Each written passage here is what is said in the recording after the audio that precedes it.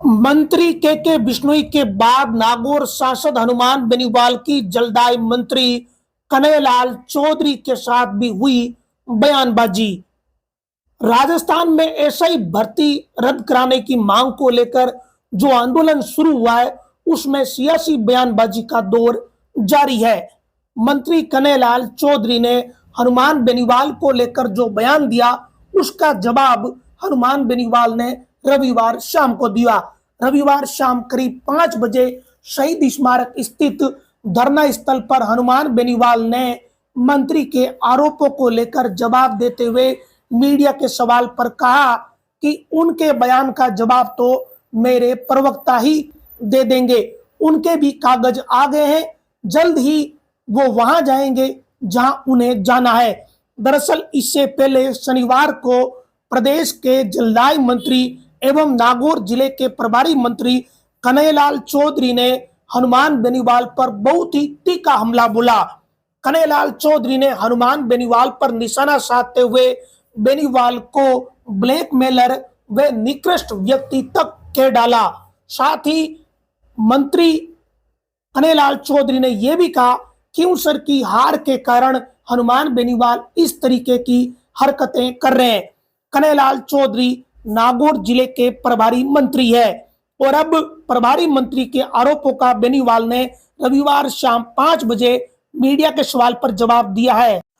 आगे आप नागौर के सांसद हनुमान बेनीवाल द्वारा दिए गए जवाब व मंत्री कन्हैयालाल चौधरी द्वारा लगाए गए आरोप, उन दोनों बयानों को सुनिए कि दोनों नेताओं ने एक दूसरे के खिलाफ किस तरीके से बयानबाजी की है। जलदाई मंत्री का भी बयान आया अभी, आप पर आरोप लगा रहे हैं। मैंने नहीं देखा, यही बोला है कि वो हार गए और हार का सदमा लगा, इसलिए इस तरीके से अब उनके बारे में इससे नहीं कहूँगा, वो कुछ है ही नहीं है, उनका कोई पॉलिटिकल उम्मीदता वो नहीं, उनके बारे में बयान मेरा कोई प्रवक्ता उनके लिए बता देगा आपको सारी बात, है ना। वो तो खुद जल्दी जहाँ जाना वहाँ जाएंगे, उनके भी सारे कागज इकट्ठे हो गए हमारे पास। जिस तरह से खींवसर में चुनाव हारने के बाद में हनुमान बेनीवाल की जो हताशा है, उनकी मीडिया में किस तरह से ध्यान आकर्षित हो, वो सिर्फ एक बचपन में आपने एक कहानी पढ़ी होगी कि मैं भी वही खिलौना लूंगा दीना का लाल, इस तरह से आज वो अपना ध्यान आकर्षित करने के लिए ये हरकतें कर रहे हैं।